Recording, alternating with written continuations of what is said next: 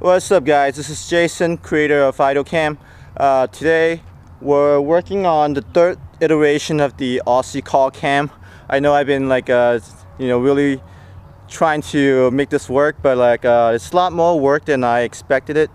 But I'm always trying to figure it out and see if I could get it perfect, right? I don't think this is perfect yet, but a lot better than last time. This time I'm mainly working on the car itself. I think the vibration dampening, the two-stage vibration dampening, it's pretty good. But I think what's missing is the car. The car is a hobby gray type of Aussie car.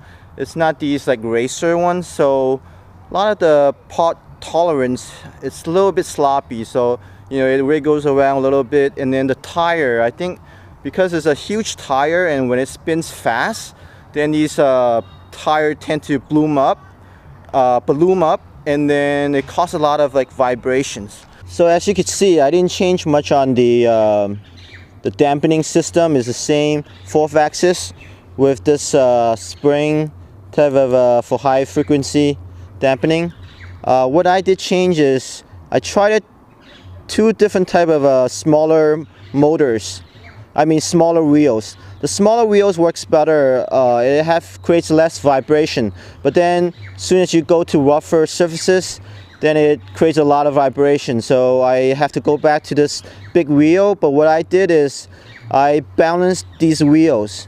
I didn't have the proper tool to balance this wheel, but I kind of use a old motor and I made it work. So I think it's better balanced than before, but it's not perfect. I probably need to get the proper tool for it. Then because this steering, you can see there's a lot of play. It doesn't go straight. So also before, the servo was pretty crappy.